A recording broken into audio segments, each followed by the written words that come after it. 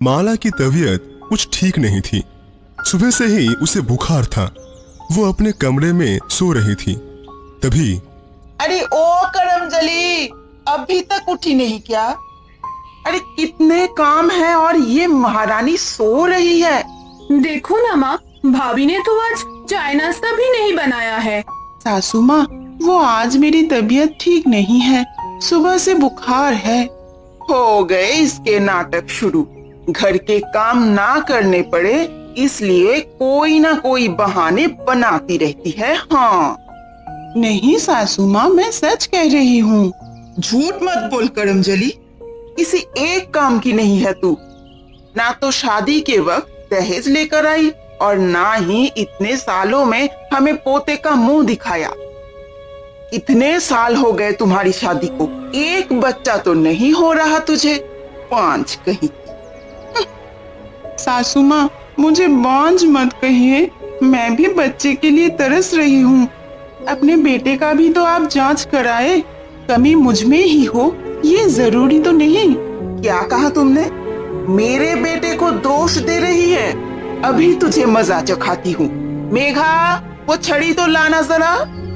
मेघा छड़ी लेकर आई और शालू उस छड़ी से माला को मारने लगी।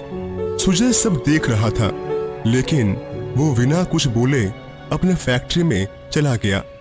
दरअसल सुजय को मालूम था कि कमी उसमें ही है, लेकिन सबके सामने मानने में उसका अहम आड़े आ रहा था। शालू ने माला की खूब पिटाई की। शालू को माला वैसे भी पसंद नहीं थी, वो रोज उसे मारती रहती थी। एक दिन माँ, इस माला को घर से बाहर करना होगा। हाँ बेटा, लेकिन कैसे? रोज तो उसे इतना मारती हूँ, लेकिन वो माला की बच्ची छोड़कर जाने की नाम ही नहीं ले रही है। अब हमें ही उसे इस घर से भगाना होगा। उसे चाय लेकर बुलाती हूँ, तू अपना पैर बीच में डाल देना, फिर देखना मजा। शालू ने माला को चाय लेकर बुलाया। माला शालू को चाय दे ही रही थी कि तभी मेघा ने अपना पैर बीच में डाल दिया और इसी वजह से शालू के हाथ पर चाय गिर गई। हाय, मर गई रे, इतनी गर्म चाय गिरा दी मेरे हाथ पर। हाय हाय। सासू माँ, मुझे माफ कर दीजिए, गलती से गिर गई। अरे क्या गलती से? मेरा हाथ तो जल गया ना। एक काम नहीं कर सकती और ना बच्चा पैदा कर सकती है। सासू माँ, अब इस बात को बीच में लाने की क्या जरूरत है? अब तू मुझे सिखाएगी कि क्या बोलना है और क्या नहीं। चल निकल जा मेरे घर से। आज हाथ जला दिया है, कल पता नहीं मेरा गला ही दबा देगी तू। लेकिन सासू माँ। शालू ने माला की एक बात नहीं सुनी। शालू ने माला को मार मार कर घर से बाहर निकाल दिया। मेघा तो माला पर पत्थर फेंक कर मार रही थी। माला घर से दूर आ गई। चलते चलते वो बहुत थक गई थी। माला अपने गांव से बहुत दूर आ गई थी। थकान और भूख के कारण उसकी हालत बिगड़ रही थी। रास्ते पर कहीं एक पेड़ भी दिखाई नहीं दे रहा था। माला खुद से बात करने लगी। अरे पहले तो यहाँ पर कितने पेड़ हुआ करते थे, लेकिन अब तो यहाँ एक भी पेड़ नहीं है। लकड़ी के फैक्ट्री वालों ने सभी पेड़ों को काट दिया होगा। माला ऐसे ही आगे जा रही थी। कुछ दूरी पर उसे अमरूद का एक पेड़ दिखाई दिया। माला ने अमरूद तोड़े और वही बैठकर खा ही रही थी कि तभी, बेटी, तुम्हारे पास कुछ खाने को है? मुझे बहुत भूख लगी है। हाँ बाबा जी, ये लीजिए, अमरूद खा लीजिए। माला ने बाबा जी को वो अमरूद दे दिए। बाबा जी अमरूद खाकर तृप्त हो गए। फिर, बेटी, आज तुमने मुझे खाना खिलाकर तृप्त कर दिया है। सच में तुम बहुत ही अच्छी हो, लेकिन इस समय तुम इतनी सुनसान जगह पर क्या कर रही हो बेटी? माला ने अपनी पूरी कहानी बाबा जी को बताई। बेटी, आज तुमने मेरी मदद की है, इसीलिए मैं तुम्हें 3 वरदान देना चाहता हूँ। नहीं बाबा जी, मैंने किसी वरदान के लालच में आपकी मदद नहीं की है।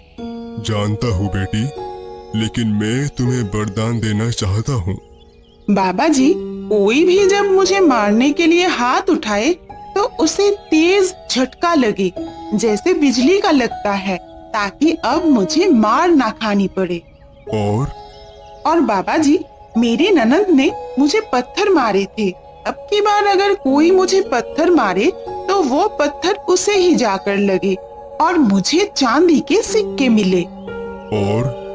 और सबसे जरूरी बात, बाबा जी, यहाँ पहले बहुत बड़े बड़े पेड़ हुआ करते थे, बड़ा जंगल था, लेकिन गांव में मेरे पति की लकड़ी काटने की फैक्ट्री है। उसके लिए बहुत पेड़ों को काटा गया है। पेड़ काटना प्रकृति के लिए सही नहीं है। मैं चाहती हूँ कि जब कोई एक पेड़ काटे तो वहाँ पर 2 पेड़ उग जाए। तुम सच में बहुत ही अच्छी हो बेटी। ऐसी हालत में भी तुम इस प्रकृति के बारे में इतना सोचती हो।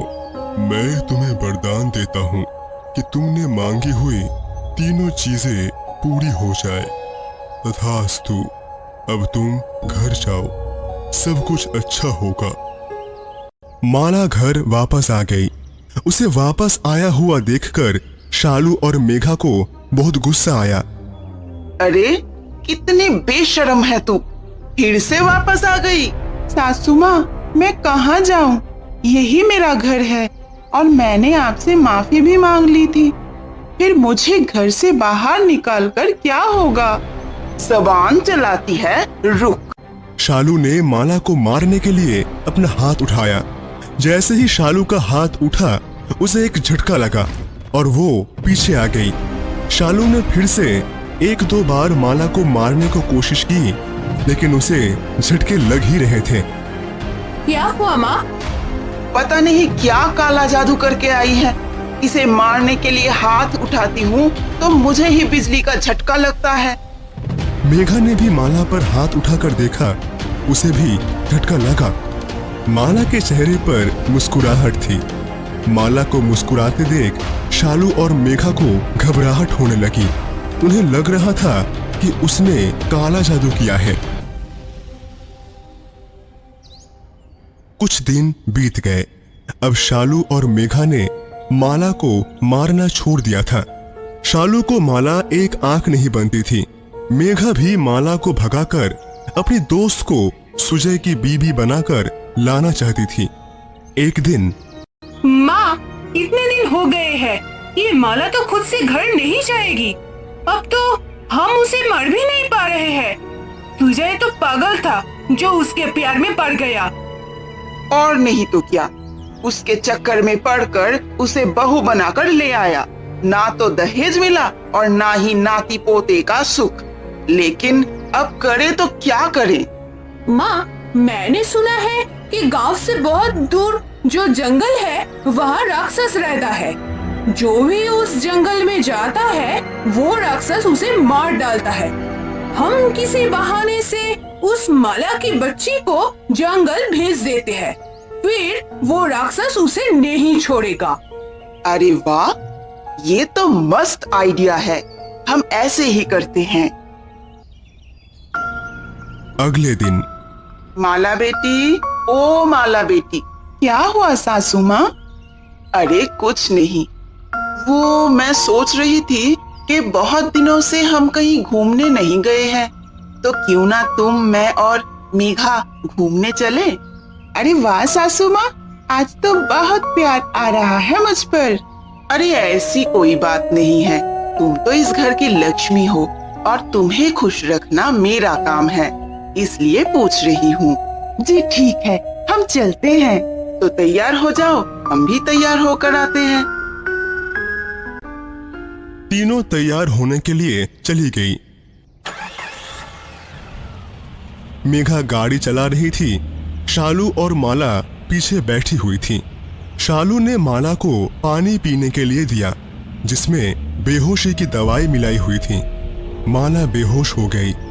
शालू और मेघा ने माला को जंगल में छोड़ दिया और दोनों वापस घर आ गए। जब माला को होश आया तब उसने देखा कि उसके सामने एक बहुत ही बड़ा राक्षस बैठा हुआ है और उसे देखकर माला की चीख निकल गई। कौन हो तुम? तुम्हें नहीं पता, राक्षस हूँ जो इस जंगल में रहता हूँ। अब तुम्हें नहीं छोड़ूंगा। लेकिन मैंने तुम्हारा क्या बिगाड़ा है? तुम यहाँ आई हो, यही तुम्हारी सबसे बड़ी गलती है। मैं यहाँ अपनी मर्जी से नहीं आई हूँ। मेरे सास और ननंद ने धोखे से मुझे यहाँ भेजा है। राक्षस ने माला को मारने के लिए हाथ उठाया, लेकिन बाबा जी का दिए गए वरदान की वजह से राक्षस को तेज झटका लगा। राक्षस बार बार उसे मारने की कोशिश कर रहा था और राक्षस को झटका लग रहा था। उसे कुछ भी समझ में नहीं आ रहा था। गुस्से में आकर राक्षस ने जमीन पर पड़ा हुआ पत्थर उठाया और माला की तरफ फेंका, लेकिन वरदान की वजह से वो पत्थर उल्टा घूमकर राक्षस को ही लग गया। उसके साथ ही कुछ चांदी के सिक्के माला के पल्लू में आकर गिर गए। जब जब वो राक्षस पत्थर फेंक रहा था और उल्टा वो उसे ही लग रहा था, तभी तभी माला को चांदी का सिक्का मिल रहा था। वो राक्षस इस सब से बहुत ही परेशान हो गया। ये सब क्या हो गया है? इस औरत को कुछ लग क्यों नहीं रहा? अब क्या करूं? फिर राक्षस ने पेड़ उखाड़कर माला पर फेंका। जैसे ही उसने एक पेड़ को उखाड़ा, वहाँ पर 2 पेड़ उग गए। राक्षस पेड़ उखाड़ता चला गया और 2-2 पेड़ उगते चले गए। कुछ ही देर में जंगल में ढेर सारे पेड़ खड़े हो गए। तुम कौन हो? तुम कौन हो? और ये सब क्या हो रहा है? आज से पहले एक भी इंसान मेरे सामने खड़ा भी नहीं हो पाता, और आज ये सब कैसे हो रहा है? मेरे पास बाबा जी ने दिए हुए 3 वरदान है। उसी वरदान के आशीर्वाद से तुम मेरा कुछ नहीं बिगाड़ पा रहे हो। मुझे एक बात बताओ, तुम इंसानों को परेशान क्यों करते हो? मैं नहीं परेशान करता, परेशान तो इंसान करते हैं मुझे। ये जंगल मेरा घर है। कई सालों से मैं यहाँ पर रह रहा हूँ। पहले ये जंगल बहुत ही घना हुआ करता था, लेकिन इंसानों ने पेड़ काट काट कर इस जंगल को बंजर बना दिया। मेरे जैसे कई जीव इस जंगल को अपना घर मानते थे, लेकिन ये पेड़ काटने के बाद उन्हें ये जंगल छोड़कर दूर जाना पड़ा। मैं कहीं जा नहीं सकता था, इसीलिए इंसानों को सजा देने के लिए उन्हें पकड़कर मारता था। लेकिन आज तुम्हारी वरदान से यहाँ फिर से बहुत सारे पेड़ उग गए। हाँ, देखो ये जंगल फिर से हरा भरा हो गया है। मैं तुम्हें छोड़ देता हूँ। तुम्हारी वजह से मेरा घर मुझे वापस मिल गया है। माला और राक्षस की बातें कुछ गांव वाले देख और सुन रहे थे। राक्षस चला गया। फिर अरे माला बहन, तुमने तो कमाल कर दिया। इतने खूंखार राक्षस को जंगल में भगा दिया। आपको डर नहीं लगा? नहीं भैया, वो बेचारा तो खुद ही परेशान था। हमारे गांव में जंगल और बाकी सब पेड़ों को इतने बेरहमी से काटा गया था कि सब कुछ बंजर हो गया था। ये जंगल उसका घर था। हम इंसानों ने उसका घर ही छीन लिया था। लेकिन माला बहन, आप यहाँ क्या कर रही थी, और वो भी अकेली? हाँ, वो तो मैं गलती से यहाँ आ गई थी। चलिए अब घर चलते हैं। माला घर वापस आ गई। गांव वालों ने माला की बहादुरी के किस्से फैलाने शुरू कर दिए और फिर माला के घर पर। चलो, अब तो रास्ता साफ हो गया। अब वो माला की बच्ची कभी वापस नहीं आएगी। हाँ माँ, अब देखना, मैं मेरी सहेली को इस घर की बहू बनाऊंगी। इसे इस घर की बहू बनाने की कोशिश हो रहे हैं। मेघा और शालू ने पीछे मुड़कर देखा। सुजय के साथ माला को देखकर फिर से दोनों चौंक गए। ये माला, ये वापस कैसे आ गई? ये इंसान है या कोई डायन? मैं तो इंसान ही हूँ सासू माँ। आप कितनी भी कोशिश कर लीजिए, लेकिन मैं इस घर से कहीं नहीं जाऊंगी। कहा था ना मैंने। माँ, ये बड़बड़ वापस कैसे आ जाती है? माँ, आप मेरी दूसरी शादी कराने की इतनी प्लानिंग जो कर रही हैं, लेकिन जरा बाहर जाकर देखिए, मेरी माला की बहादुरी की चर्चे पूरे गांव में हो रहे हैं। कैसी बहादुरी? फिर माला ने बाबा जी ने दिए हुए वरदान और जंगल में मिले राक्षस के बारे में सबको बताया। फिर माँ, मैं कितने महीनों से देख रहा था आप दोनों माला को कितना परेशान कर रही थी। सिर्फ ताने ही नहीं, आप तो उसे छड़ी से मारती थी, और तो और आपने तो उसे 2-2 बार घर से बाहर निकाल दिया। उसे उस जंगल में राक्षस के हाथों मरने के लिए छोड़ दिया। क्यों? ताकि आपको लगता है कि ये बाज है, इसे बच्चा नहीं हो सकता। तो सुन लीजिए माँ, कमी माला में नहीं, मुझ में है। मैंने डॉक्टर से अपने जांच कराए हैं। उन्होंने कहा है कि दवाइयों से शायद मुझे बच्चा हो सकता है, लेकिन ये बात आपको बताने में मुझे झिझक हो रही थी, इसीलिए मैं चुप था। सुजय की बातें सुनकर शालू को शर्म आने लगी। उसने माला से माफी मांगी। मेघा भी शर्मिंदा थी। बाबा जी के वरदान फलीभूत ये और माला अपनी सास की लाडली हो गई।